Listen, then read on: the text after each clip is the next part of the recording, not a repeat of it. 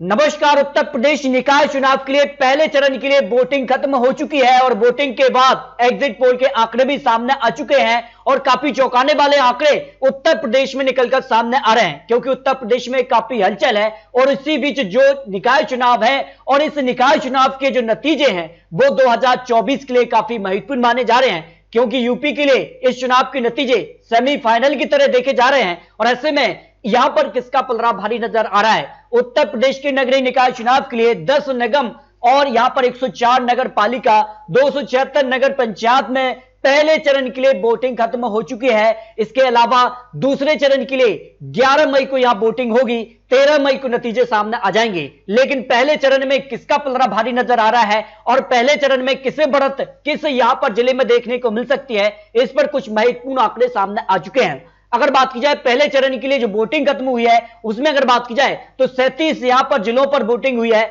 जो यहां पर नगर पार्षद हैं, और यहां पर 9 मंडल नगर निगम 10 पर वोटिंग खत्म हो चुकी है। नगर निगम की 10 और यहां पर नगर पालिका 104, नगर पंचायत 276 पर वोटिंग खत्म हुई है। और ऐसे में यहां का क्या माहौल बनता नजर आ रहा है? अगर बात की जाए 37 जिलों के जो यहां पर वोटिंग परसेंटेज है वो 5 बजे तक के आंकड़ों के हिसाब से यहां पर जौनपुर में 51%, यहां पर 9% वोटिंग हुई है। कौशाम्बी में यहां पर 52% लगभग वोटिंग हुई है। महराजगंज में 62% लगभग वोटिंग हुई है। उन्नाव में 56% वोटिंग हुई है। झांसी में 49% मतदान लगभग हुआ है। श्रावस्ती में भी 58% लगभग वोटिंग हुई है।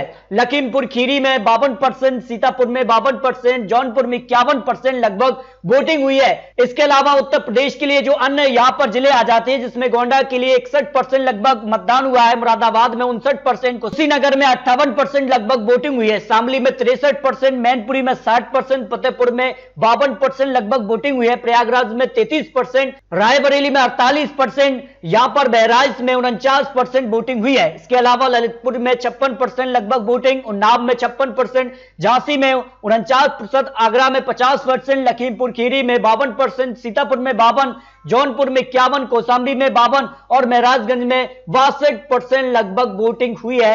तो उत्तर प्रदेश के लिए काफी महत्वपूर्ण आंकड़े सामने आ चुके हैं। वोटिंग खत्म हो चुकी है। पहले चरण के लिए अगर बात की जाए तो आगरा नगर पार्षद 100 वार्डों के जो आंकड़े आ रहे हैं सामने, इस पर 50% वोटिंग हुई है। और उस हिसाब से यहां के क्या आंकड़े बनते नजर आ रहे हैं? यहां के अगर आंकड़ों में बात की जाए तो बीजेपी को 69 वार्डों पर जीत मिल सकती है, समाजवादी पार्टी 18, कांग्रेस 1, बीएसपी को 10 रन की बात की जाए तो 2 वार्डों पर बढ़त मिल सकती है। इसके अलावा नगर यहां पर निगम आगरा की एक सीट पर कुछ महत्वपूर्ण आंकड़े सामने आ रहे हैं। देखिए यहां पर बात की जाए तो नगर निगम आगरा के लिए जो कांटे की टक्कर देखने को मिल रही है, भाजपा की तरफ से हेमलता देवाकर चुनावी मैदान में है, जबकि लता या वाल्मीकि बसपा से यहां पर चुनावी मैदान में है। और इस सीट पर सीधे तौर पर बीजेपी और बसपा के बीच कड़ी टक्कर मानी जा रही है। लेकिन 2017 में सीट पर भारतीय जनता पार्टी ने जीत हासिल की थी और इस हिसाब से भारतीय जनता पार्टी को आगरा नगर निगम पर जीत की संभावना यहां लगाई जा रही है।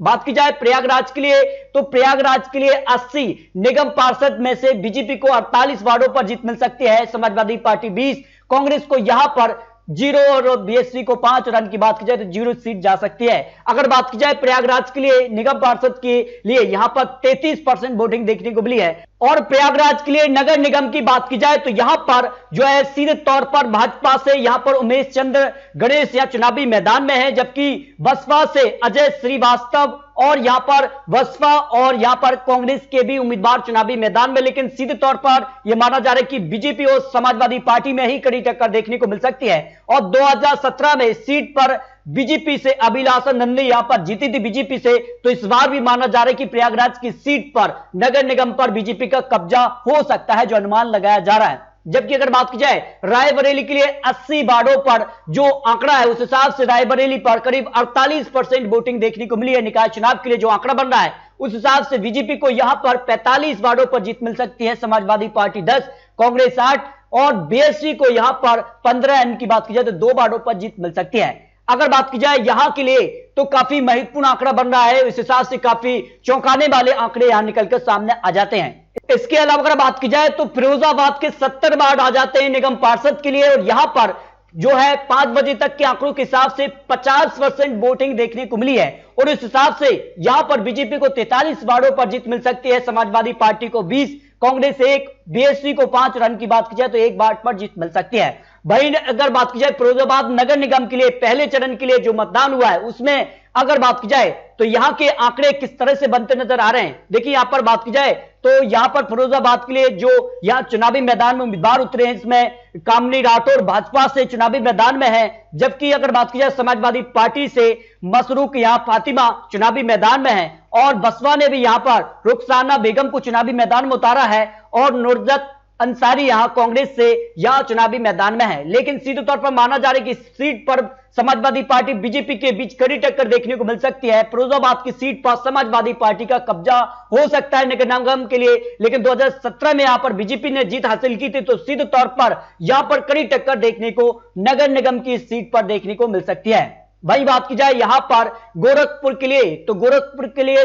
70 वार्ड आ जाते हैं निगम पार्षद के लिए। यहां पर इन वार्डों के लिए 45 वार्डों पर बीजेपी का कब्जा जमा सकती है समाजवादी पार्टी 18, कांग्रेस 3, बीएसपी 3 और अन्य की बात की जाए 2 वार्डों पर जीत मिल सकती है। और अगर बात की जाए गोरखपुर के लिए नगर निगम की जो एक सीट आ जाती है, इस सीट के लिए अगर बात की जाए तो कांटे की टक्कर सीधे तौर पर भाजपा और समाजवादी पार्टी के बीच दिखाई दे रही है। और यहां पर उम्मीदवार की बात की जाए तो मंगलेश श्रीवास्तव भाजपा उम्मीदवार हैं, जबकि काजल निषाद यहां समाजवादी पार्टी से उम्मीदवार हैं। 2017 में सीट पर भारतीय जनता पार्टी ने जीत जमाई थी और इस बार भी माना जा रहा है कि गोरखपुर की सीट पर भारतीय जनता पार्टी यहां पर कब्जा जमा सकती है। इसके अलावा झांसी के 60 वार्ड आते हैं जो कि निगम पार्षद के लिए आते हैं, उसमें बीजेपी 35 वार्डों पर कब्जा जमा सकती है, समाजवादी पार्टी 20, कांग्रेस 1, बीएसपी 3 और अन्य की बात की जाए तो 1 वार्ड पर जो है अनुमान लगाया जा रहा है। जबकि अगर बात की जाए तो यहां पर 49% वोटिंग देखने को मिली है। इसके अलावा झांसी नगर निगम की बात की जाए तो यहां पर कांटे की टक्कर में सीधे तौर पर बीजेपी और समाजवादी पार्टी में ही कड़ी टक्कर देखने को मिल सकती है। बीजेपी से बिहारी लाल आर्य यहां चुनावी मैदान में है,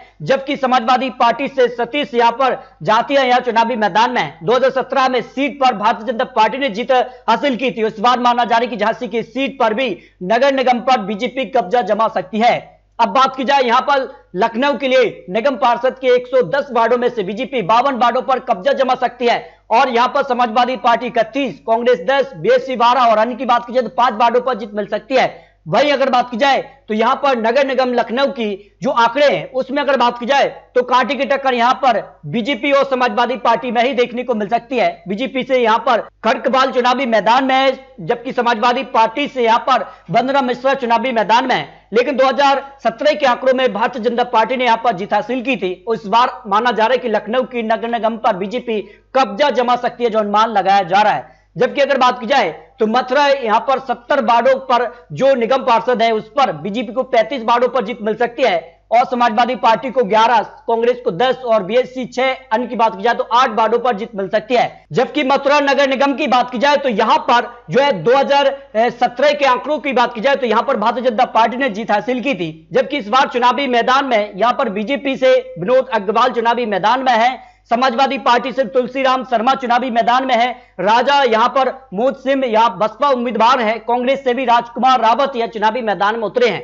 लेकिन जिस कार के आंकड़े बन रहे हैं और जिस कार के अनुमान लगाए जा रहे हैं उस हिसाब से मथुरा निगम पर बीजेपी का कब्जा हो सकता है। 2017 में भी भारतीय जनता पार्टी ने यहां जीत हासिल की थी। जबकि अगर बात की जाए तो मुरादाबाद के 70 वार्ड निगम पार्षद के लिए आते हैं और यहां पर 45 वार्डों पर बीजेपी कब्जा जमा सकती है, जबकि समाजवादी पार्टी 15, कांग्रेस को 5, बीएसपी 5 और अन्य की बात की जाए 0 वार्ड पर जीत मिल सकती है।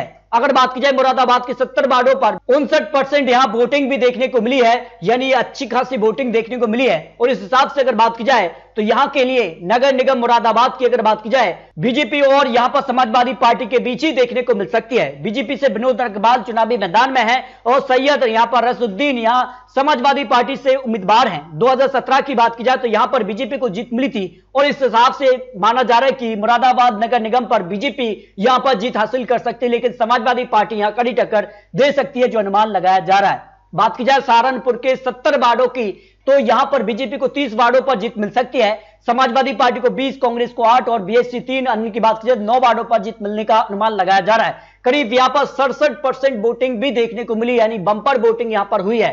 और अगर बात की जाए तो यहां के लिए नगर निगम सहारनपुर की जो आंकड़े हैं उस हिसाब से कांटे की टक्कर देखने को मिल रही है। यहां पर बीजेपी से अजय सिंह और यहां पर खातिजा मसूद यहां जो है बसपा उम्मीदवार चुनावी मैदान में है। और इस हिसाब से अगर बात की जाए तो नगर निगम सहारनपुर 2017 के नतीजों में यहां पर जो है भाजपा ने जीत हासिल की थी और इस हिसाब से माना जा रहा है कि सहारनपुर नगर निगम पर बीजेपी यहां पर जीत हासिल कर सकती है, जो अनुमान यहां लगाया जा रहा है। बात की जाए वाराणसी के 90 वार्डों पर जो निगम पार्षद के वार्ड हैं, यहां बीजेपी को जबरदस्त फायदा हो रहा है। 80 वार्डों से ज्यादा भारतीय जनता पार्टी जीत हासिल कर सकती है, समाजवादी पार्टी 5 और बीएसपी को 5 वार्डों पर जीत मिलने का अनुमान लगाया जा रहा है। और यहां की अगर बात की जाए तो करीब 5 बजे के अनुमान से 38% वोटिंग भी हुई है। और अगर बात की जाए नगर निगम वाराणसी की जो सीटें हैं उस पर अगर बात की जाए तो कांटे की टक्कर में अशोक तिवारी जो है बीजेपी उम्मीदवार हैं, जबकि अनिल श्रीवास्तव कांग्रेस उम्मीदवार के बीच यहां पर कड़ी टक्कर देखने को मिल सकती है। लेकिन 2017 में यहां पर बीजेपी ने जीत हासिल की थी और इस बार माना जा रहा है कि निगम वाराणसी की एक सीट पर भी बीजेपी को जीत मिल सकती है। इसके अलावा अगर बात की जाए तो यहां पर पहले चरण के लिए 102 नगर पालिका पर भी वोटिंग हो चुकी है। और यहां पर अगर बात की जाए 2017 के लिए जो नतीजे थे, भाजपा ने यहां 33 नगर पालिका पर कब्जा जमाया था, समाजवादी पार्टी ने 27, बसपा ने 15, कांग्रेस ने 6 और निर्दलीय ने 21 यहां पर नगर पालिकाओं पर जीत हासिल की थी। लेकिन इस बार जो अनुमान लगाया जा रहा है 102 नगर पालिकाओं के लिए बीजेपी का आंकड़ा बढ़ सकता है, करीब 37 से 40 यहां पर नगर पालिकाओं पर बीजेपी का कब्जा हो सकता है। समाजवादी पार्टी का आंकड़ा करीब यहां पर 27 के आसपास ही दिखाई दे रहा है, बसपा करीब 15, कांग्रेस 6 और निर्दलीय आंकड़ा घटता नजर आ रहा है। यानी सीधे तौर पर यहां पर बसपा और बीजेपी में ही कड़ी टक्कर देखने को मिल सकती है। इसके अलावा बात की जाए तो पहले चरण के लिए 108 नगर पंचायत चुनाव पर भी वोटिंग हो चुकी है पहले चरण के लिए। उसमें बीजेपी ने 2017 में 52 नगर पंचायत पर कब्जा जमाया था, समाजवादी पार्टी ने 40, बसपा 18, कांग्रेस 10 और अन्य ने यहां 98 यहां पर नगर पंचायतों पर कब्जा जमाया था। लेकिन इस बार कुछ आंकड़ा बढ़ता नजर आ रहा है, भाजपा का आंकड़ा यहां बढ़ सकता है, करीब यहां पर 60 से 82 आंकड़े तक बीजेपी पहुंच सकती है। समाजवादी पार्टी भी यहां पर जो है नगर पंचायतों पर कब्जा जमा सकती है, क्योंकि जिस कार के चुनावी परिणाम देखने को मिले थे विधानसभा चुनाव के लिए वो काफी महत्वपूर्ण रहे थे। बसपा करीब यहां पर आंकड़ा बढ़ रहा है 28 और कांग्रेस 20 और निर्दलीय 28 तक आ सकते। इस तरह से अगर बात की जाए तो निकाय चुनाव के लिए जो पहले चरण के लिए जो अनुमान लगाया जा रहा है उसमें काफी खलबली देखने को मिल रही है। नगर निगम हो या निगम पार्षद हो या फिर बात की जाए नगर पालिका के लिए जो वोटिंग हुई है उसके बाद जो कुछ महत्वपूर्ण आंकड़े बनते नजर आ रहे हैं। लेकिन आपको बता दें ये चुनावी आंकड़े चुनावी अनुमान है। पहले चरण के लिए वोटिंग खत्म हो चुकी है, लेकिन दूसरे चरण के लिए 11 मई को वोटिंग होगी।